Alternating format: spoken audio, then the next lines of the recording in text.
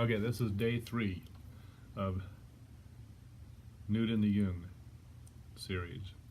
My name is Mark Dyke. Anyhow, today's topic is retrieving gold. So the idea is that our life goal, our quest, is to retrieve gold. And I think we can, a lot of people can get into that when you start thinking about, well, yeah, I'd like to earn a lot of money and I would like to have big house and great car and all the stuff of the material world. And of course, those resources are a wonderful thing to have. But from a Jungian perspective, our actual life journey, our quest, is for the inner gold, for wholeness and happiness. And so, let me switch gears a second. So there's the tale of Jason and the Argonauts, and Jason was given some kind of a quest, and he did all sorts of things. But one part of his quest was to find the golden fleece and bring it back. And so there was this idea that he couldn't approach the golden ram directly; it would kill him. But he finally figured out that as the golden ram went around the island, parts of the golden fleece were left on the bushes and the trees and the limbs and branches, etc. And he could just go around and collect it. That's essentially what we're here for. From a human perspective, we're here to collect our own gold. Now, where is our gold? So this kind of segues into the notion that, what is therapy all about? So therapy is all about bringing us into a state of wholeness. And Edinger, in his book, Anatomy of the Psyche, Alchemical Symbolism in Psychotherapy, this is a great book. What he talks about is that the material for therapy that we bring into the therapeutic room is things like, what's bugging us, what pisses us off, what makes us angry, what makes us feel jealous, what are we afraid of, all sorts of kind of stuff that we consider sort of yucky and would prefer not to even have in our life. And so the notion is that, especially if you look at alchemy, is that there's this gold, but it's wrapped or begins as this kind of gross stuff that we reject. Now, what are we rejecting it from? So we're rejecting those traits, those experiences from our identity. So I would prefer to have an identity that thinks of itself as a good person, a kind person, a polite person, a nice person, so on and so forth. And so let's just take an example, okay? You're driving down the street and someone is tailgating you. And I don't know about you, but it almost immediately pisses me off. Well, it pisses me off on two levels.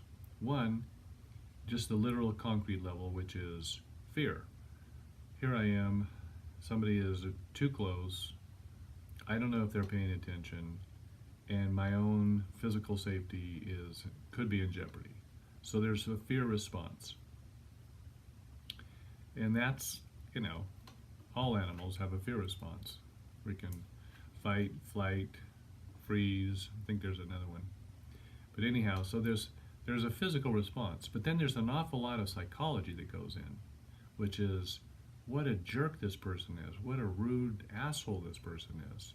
How the hell, who do they think they are? And so all of a sudden this huge amount of psychology comes in and can build up, of course, and leading into road rage. So where's my gold in that? So my gold could be, for example, in this idea that the person must think they're better than me, that somehow they think they have the right to treat me this way. So they're better, they're superior.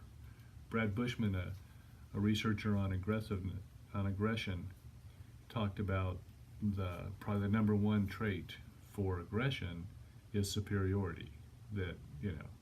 And so I'm thinking, okay, this person must think they're superior to me. They must think I'm not valuable, I'm inferior, or they wouldn't treat me this way. So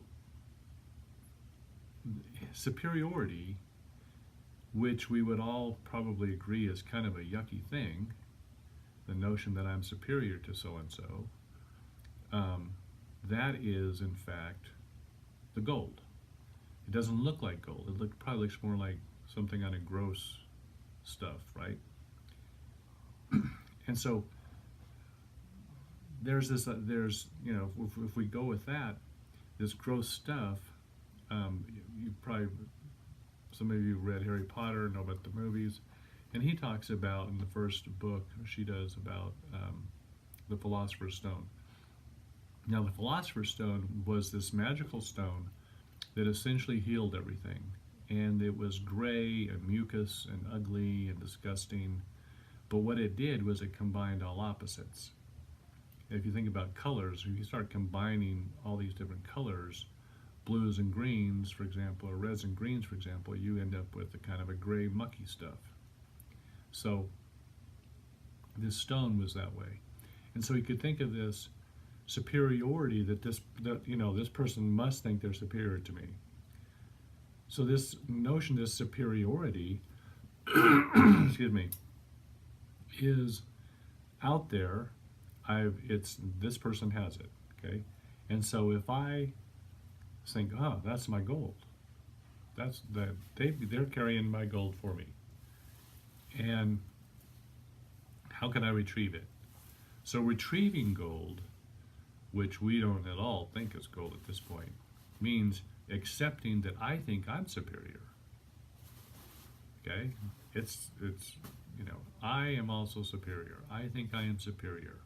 This trait that this person is carrying, and maybe they do think they're superior, I have no idea, but I certainly think that they think they're superior. And so superiority becomes the gold, or is the gold, but it's out there. And so when I bring that sense of that characteristic of superiority, when I own it, then it comes together with the opposite, which is inside of me already, which is I'm not superior, or I'm inferior, or whatever that opposite is. We don't even necessarily have to name it. But by owning that I also think I'm superior, that I feel superior, when I own that, I bring it into I say it, I accept it, I am superior, and that's okay. I bring it into my body, and immediately, even like right now, I can feel my body kind of have a little contraction or something on the skin. I can feel it. It's like, oh, okay. And there's something relaxing about accepting that I am superior, that it isn't just that person out there. Now, again, you know, what the key thing here is acceptance. I'm not trying to chide myself for being superior. I'm not trying to say, oh, you must be a bad person, just like that person, for being superior. But more like superiority is a child, and a child that nobody wants. And I want to embrace that child. I want to wrap my arms around it and hug it and say, it's okay. I love you just the way you are, exactly the way you are. I am, and it's even closer than a child, because it's not anything I am doing to that. It's I am that. So I am superior. And I say it, and I bring it in, and I relax. Okay? Now that is essentially one form of retrieving our gold. And it's a strange thing, because if I can accept that I am superior, I'm not superior. I'm not accepting literally that I am superior. I'm accepting superiority, okay? I'm accepting that. When I accept that, and I relax, and someone else acts in a way that I might think they must think they're superior, I'll be a lot more accepting and compassionate, and in fact, less fearful. So we'll leave it at that. For right now, it's this notion that all of the things out there that really irritate us, really piss us off, that cause us to be afraid, to cause us to feel bad, are actually our gold in disguise. And if we can recognize what the characteristic is, what the trait is, and we can accept it as I, we can bring it in, we're actually more free and more whole. So I think that's probably it for today's Jung in the Nude, day 3.